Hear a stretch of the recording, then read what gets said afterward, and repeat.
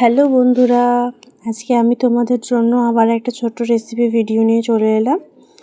তো যাই হোক, ফার্স্ট অফ অল বলে রাখি, আমার চ্যানেলে তোমাদেরকে সকলকে স্বাগত জানিয়ে আমি এই ভিডিওটা তৈরি করছি। তো আমার চ্যানেলের নাম আগে ছিল ফুটি তুলিয়ান তিতলি, বাট এখন হয়ে গেছে ফ্যামিলি তুলিয়ান তিতলি। তো যাই হোক, ফ্যামিলি তুলিয়ান তিতলি চ্যানেলে তোমাদের সকলকে স্বাগত জানিয়ে আমি আমার এই ভিডিওটা শুরু করছি। তো যাই হোক, আজকে আমি তোমাদের সাথে যে রেসিপিটা শেয়ার করব তার নাম আমি জানি না, বাট হ্যাঁ বলতে পারো মালাই পনির বলতে পারো। আমি তোমাদের সাথে শেয়ার করছি, বাট হ্যাঁ মালাই পনিরের রেসিপিটা একটু অন্য ধরনের হয়, বাট আমি ফ্রেশ ক্রিম অতটা ইউজ না করি, আমি সিম্পলভাবেই রান্না করেছিলাম। আচ্ছা, আর একটা কথা, আমি পনিরটা কিন্তু বাড়িতেই বানাই। তোমরা যদি কোনোদিনও পনিরের রেসিপি চাও কী করে বানাতে হয় আমি তোমাদের দিয়ে দেবো। আশা করি, মনে হয় আমি একবার পনিরের রেসিপি তোমাদের সাথে আমি যখন ডেলি ব্লগিং শেয়ার করেছিলাম, একদিন মনে হালকা ছোটো করে ভিডিও দিয়েছিলাম। যাই হোক, যদি ফুল ভিডিও চাও আমি তোমাদেরকে পনিরের রেসিপির ভিডিওটা দিয়ে দেবো। তো যাই হোক, ফার্স্ট অফ অল আমি পনিরটাকে ছানাটা কাটিয়ে নিয়ে তারপরে দুধটা কাটিয়ে নিয়ে তারপর পনিরটা করে নিয়েছি।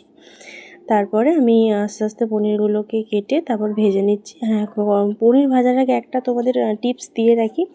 আমি খুবই ছোট, আমার থেকে হয়তো অনেক বয়োজ্যেষ্ঠ মানুষ আমার ভিডিওটা দেখেন, আমি জানি না কোন এজের কি কতজন আমার ভিডিও দেখে, বাট হ্যাঁ আমি এই টিপসটা আমার বাড়ির যে বড় তাদের থেকে শিখেছি, তাই আমি তোমাদের সাথে শেয়ার করছি।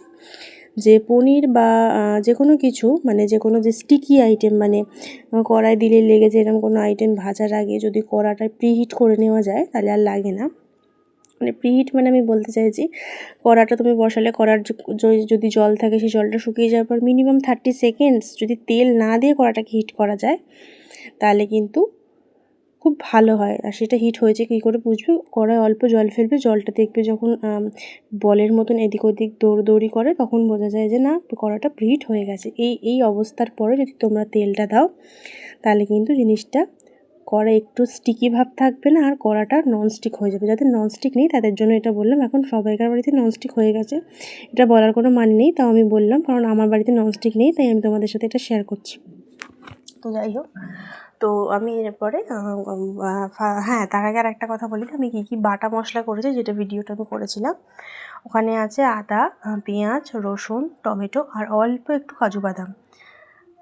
এই চারটেকে আমি ভালো করে পেস্ট করে নিয়েছি। তোমরা চাইলে টক দই দিতে পারো। আমি টক দইটা আমার সেদিনকে বাড়িতে ছিল না তাই আমি দিতে পারি। তোমরা এটা চাইলে টক দইটা কিন্তু ইউজ অবশ্যই করবে, তাহলে কিন্তু মালাই পনির যেটা আমি বলছি তাহলে কিন্তু হয়ে যাবে।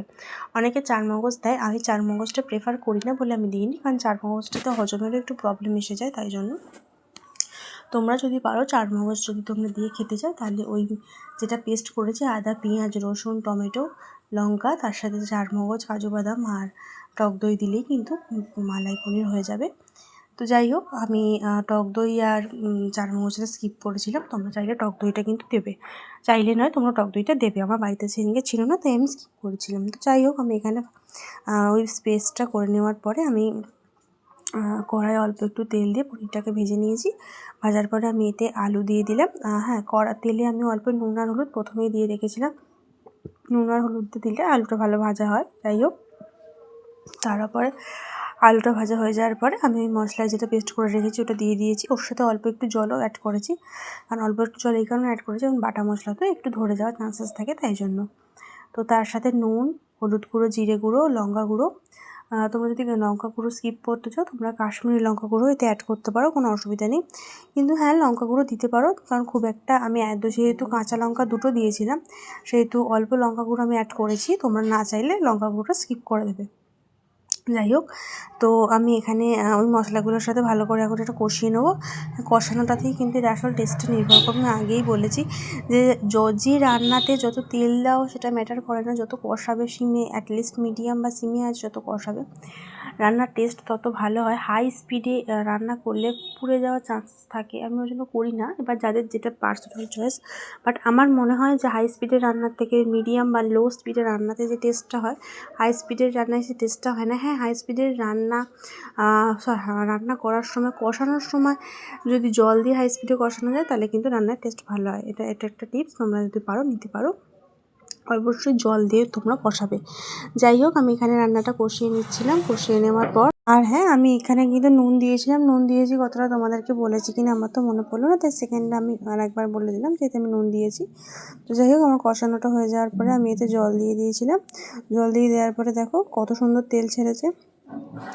আমি কিন্তু খুব একটা বেশি তেলে রান্না করিনি, তোমরা কিন্তু দেখেছিলে যে আমি মিডিয়াম তেলে রান্না করেছিলাম, তারপরও কষানোর যে জাদু তাতে কিন্তু তেলটা ছেড়েছে।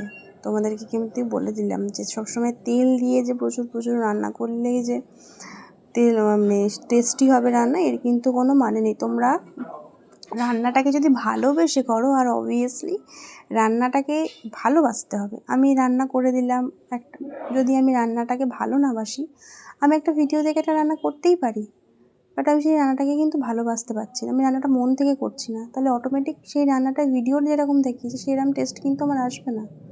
হয়তো আমি রান্না নাই জানতে পারি, কিন্তু আমি চেষ্টা করছি।